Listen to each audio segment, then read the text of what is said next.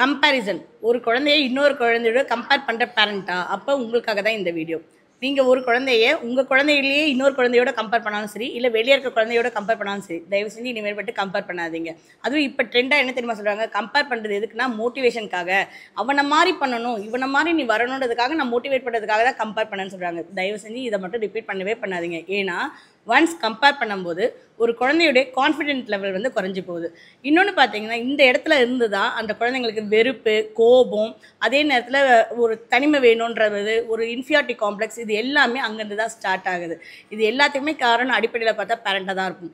ஒரு குழந்தை ஒரு ரேங்க் கார்டு கொண்டு வந்து காட்டுதுன்னா, அந்த ரேங்க் கார்டை வாங்கி பார்க்கறதுக்கு முன்னால் இன்னொரு குழந்தையோட பேரை சொல்லி அவள் எத்தனாவது ரேங்க்கு, அவள் என்ன மார்க்கு, இப்படி கேட்குற பேரண்ட் தான் நிறைய பேர் இருக்கும்.